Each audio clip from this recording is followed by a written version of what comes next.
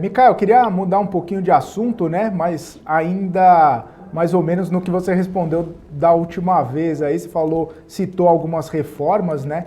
E o ministro da Economia, Paulo Guedes, falou ontem que a CPI tem atrapalhado aí o andamento das reformas, né?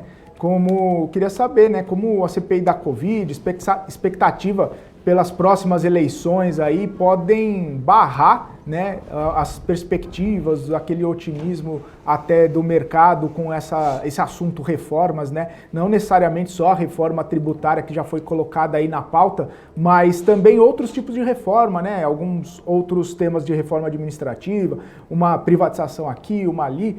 Queria saber sua perspectiva para os próximos meses e como que você vê essa situação. Bom, Felipe, não necessariamente acerca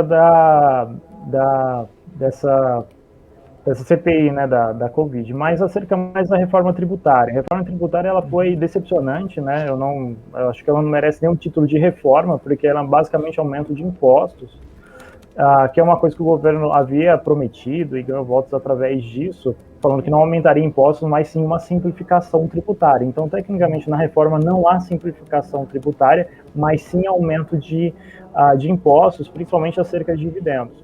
Então, isso causa o mercado não vê com bons olhos e isso não facilita o governo a negociar. Então, o governo conseguir negociar bem com as casas, tanto com a Câmara quanto com o Senado, o mercado precisa estar alinhado com a necessidade da população e com o mercado.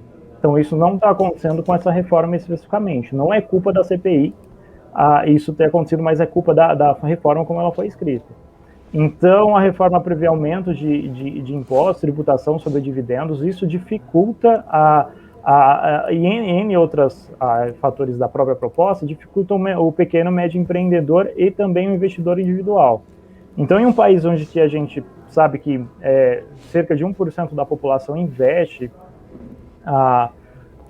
em um país que a gente já sabe que a aposentadoria não é tão certa e que é fundamental haver essa educação por investimentos, a busca do cidadão comum em investir, em entrar na bolsa, em compreender a capacidade de retorno, o Paulo Guedes trata com essa reforma qualquer um que conheça um pouco de dividendos ou um pouco de investimento como uma elite que deve ser tributada. Então, é uma postura que a gente não esperava de um ministro que se diz liberal, doutorado em Chicago, uma das referências no mundo. Então, isso demonstra que o Paulo Guedes não tem, quem ajudou ele a construir essa proposta de tributação, não tem uma visão muito clara da realidade brasileira, tanto dos empreendedores quanto dos investidores. Então, é uma reforma muito pró-governo, em um estado muito inflado, que tem gastos muito altos.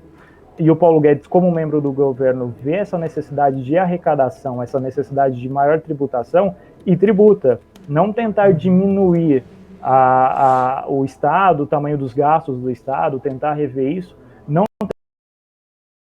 as tributações para atrair empresas, só tributação. Então, é uma postura esperada de outro tipo de governo, não necessariamente esse, mas teve esse. Então, é esse tipo de desagrado que traz aos investidores e aos empresários que também vai dificultar a negociação de tal reforma nas casas. Então, não é necessariamente da CPI. A CPI, claro, está focada nas questões das compras das vacinas, etc. Mas não é esse o único motivo. Sim, essa influência ruim que traz para o mercado essa tributação aí do Paulo Guedes.